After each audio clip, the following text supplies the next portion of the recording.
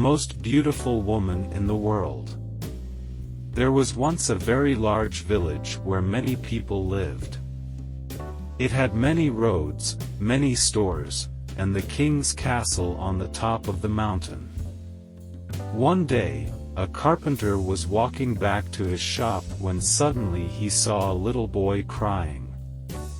He approached the little boy and asked, "Why are you crying, little boy?" I lost my mother. The little boy replied. The carpenter felt sorry for the boy and decided to help him. "Don't worry, I'll help you find her. What does your mother look like?" said the carpenter. The boy replied, My mother should be easy to find. She is the most beautiful woman in the world. The carpenter thought for a while and he took the boy to the flower shop. When they got to the flower shop, the carpenter asked the boy, "Is this your mother?" Oh, no. The boy replied. My mother is much more beautiful than this lady. Both the carpenter and the lady from the flower shop were curious. "Who could she be?" There is a new lady working as a hairdresser at the beauty parlor. The flower shop lady said. She is very pretty. Maybe she is the mother of this boy. So, they all went to the beauty parlor. Once they got there, they met the new hairdresser and she indeed was very pretty. "Is this your mother?" The carpenter asked. No, my mother is the most beautiful woman in the world. Said the boy. Everyone was intrigued. The carpenter, the flower shop lady and all the ladies from the beauty parlor marveled at who could be this boy's mother. Do you remember the beauty pageant last week? A lady asked. I know where the winner lives. Maybe she's the little boy's mother. So, they all went to meet the winner of the beauty pageant. When they reached her home and knocked, a tall young woman with golden hair came to the door. She was indeed lovely. The carpenter, dazzled by her charms, asked the boy, "Now, is this your mother?" Oh, no. I've already told you that my mother is the most beautiful woman in the world. Said the boy. Everyone was fascinated.